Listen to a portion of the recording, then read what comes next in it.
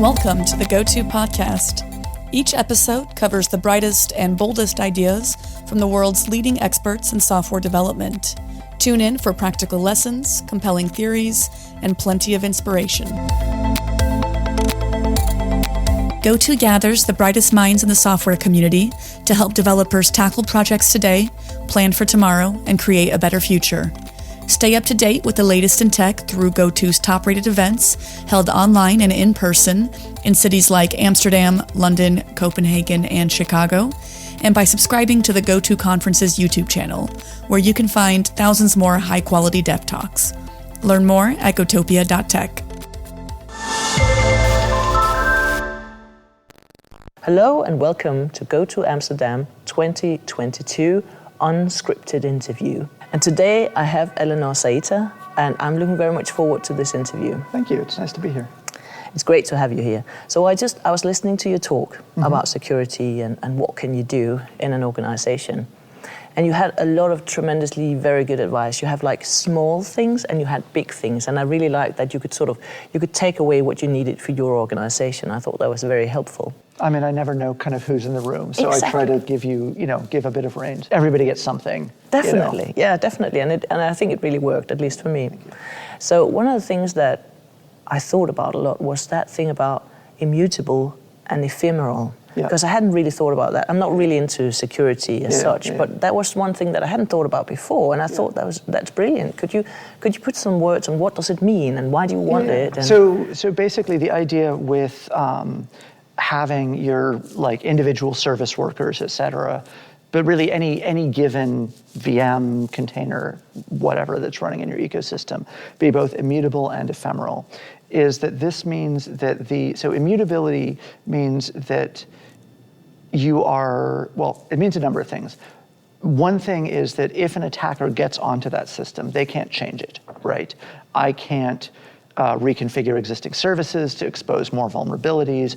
I can't download attack tools and write them to disk. So in this case, immutable means no writable disk. And ideally no other writable config stores, anything, so that if you need to change anything in that container, you redeploy the container, right? So it's fully baked. It's never going to change. so what you're saying is that even if you get access, you can't change anything. You can't ruin anything. Yeah. I can't change the image as it's running. I have to load stuff into memory on that process. And ideally, you're running in a container and that only has the one executable in it. You don't have any other tools sitting around, et cetera. So I haven't given you, this is kind of another version of least privilege, right? If it's not code that's required to do the things that the container is supposed to be doing, it shouldn't be accessible to the attacker. So that's kind of additional code is a privilege in that context. That's a tool that I can go out and reach and pull in and that kind of thing. Yeah. So if I want to do it, it's got to be either already in the image or I've got to like download that code and patch the binary on the fly, that kind of thing. And you've made the attacker's job much, much more difficult, right? You've selected out any attacker who isn't up for doing like actual in-memory exploitation. And depending on the language and the environment, that's going to be more or less difficult. But so that's sort of one half of it, and then the other half of it is ephemeral. And this is so it depends what your startup cost for that container, et cetera, is. And ideally, in an ideal world, it would take 5 or 10 microseconds to spawn a new instance of a container, right? And so that kind of pushes us more towards the Lambda world, where every single function call is a new container lifetime. Yeah. And that's sort of ideal because that means that, okay, so great, that call comes in and I compromise that container. Okay, well, there's a timer that's running now, and in 15 minutes, the timer for that function call max lifetime is going to expire, and then the container goes away.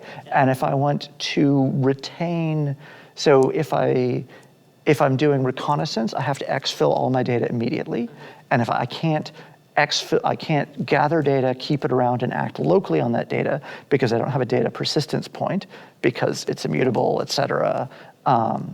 And I also can't, I have to keep recompromising. And so compromises are generally relatively noisy. It's fairly rare that you're like, I mean, maybe you get lucky and you've actually just got a one shot, one packet in and you've got your code running. Great. That's pretty rare, right? Normally, if you're actually going to get a local compromise, it's going to be, okay, I've got a compromise, you know, and that's, maybe it's statistical, maybe it's 20 packets, maybe it's 50,000 packets. But then, okay, now I need to start injecting some tools, et cetera. And all of this adds a bunch of traffic noise that adds more logging noise. It makes them more likely to be detected. And so if, in order to maintain persistence, you have to compromise a container a minute, right? Now you're generating a ton of noise. I'm probably just going to start seeing that on traffic graphs. And I can be like, okay, wait, why is this one host sending so much? This doesn't You're going to get out. suspicious. Yeah, exactly. Or just, you're more likely to just notice it at all. You know, because it's weird traffic. It's weird traffic. It's not expected behavior. And so this is like, that combination puts you in a place where it's much harder for an adversary to do anything if they get in, and it's much harder for them to stay in. Because that's the goal of the adversary, right? They don't want to just get an initial compromise. They want to, they have goals that they're trying to accomplish in the world, whether that's exfiltrating data, encrypting a bunch of stuff and demanding a ransom, all of these kinds of things. And all of those take time. If I need to go encrypt all of your databases and delete all of your backups, those commands take time to run. Like, the database has to physically read all the tables, and these aren't necessarily fast processes. So I need to stick around for a while. Well, that's interesting. So you're actually using the physicality of the world, so to speak. Yeah, exactly. I mean, to protect yourself. There's another idea that's kind of related to this that I talk about, that's least capacity. So we're familiar with least privilege, where like you don't let people do things they don't need to do. But least capacity says that you don't. So let's say you have a database cluster that auto scales, and I find a nice convenient SQL injection, and you've got a lot of data and I want all of it. Great, your database cluster will literally auto scale to let me exfiltrate all of your data. Whereas if you say, okay, yes, it auto scales, but the auto scaler isn't based on database load, it's based on queries coming in the front end that are like invalidated application contexts, then I'm going to start overloading that database, which is great, because it's going to fail and it's going to annoy somebody, and somebody's going to look at it and figure out, wait, why is this database overload? Well, let's look at the queries. I don't recognize that Something query. Weird is going on. And so it's literally excess capacity in a system is also a form of privilege, because it's something that it allows the attacker to do a thing, but you don't need it for anything that the application is intended to do. Yeah, I like that, really. Yeah, and it's using the materiality of the system against them. Yeah, I was thinking, when you get that talk about ephemeral, I was thinking about, it's a bit like when you want to find a ripe avocado that hasn't gone bad yet. You have that small window. Yes, it's about 13 seconds. Yes, exactly. Yeah. It's the same with avocados. In Finland, where I live, it's about -3 days, where they almost always rot before they ripen. But that's a specifically Finnish problem. But Finland in other ways. Yeah. Great. So I was thinking maybe you could tell us a very scary anecdote about security, so that people will need to listen to your talk to avoid getting in that situation. So one of the things that we found, I've been working in the security world for a long time, and this, I learned this lesson specifically doing training for NGOs and news organizations who are being targeted by nation states, is that when you scare people with a story, the brain stops forming long-term memories. And so until they get to a point where they're no longer scared, which is basically where they feel like they have agency in the world again, they don't actually process that much of what you're telling them, which, there are times, so I do fractional CSO work for a bunch of startups, and there are times when I have to explain the risk picture of a company to the board, to the rest of the C-suite, et cetera, that kind of thing, to let them know that, like, okay, we're going to need to start spending some money, and I know that you don't want to, but here's why. And I try to be realistic in those, because we do need to talk about the actual risk structure, but I try to make sure that I'm not actually scaring them, that it's like, okay, so yes, here's the bad thing, and here's the agency that you have to stop the bad thing from happening. There are lots of terrifying stories and statistics out there. I don't know if the numbers have changed. The last time I looked it up, like the average time to detecting a compromise is 210 days. Oof. And most companies are told by someone else Yeah. that, hey, you're sending us weird traffic, that kind of thing. So like there's plenty of bad news out there all over the place. And I think that one of the things that it's easy for,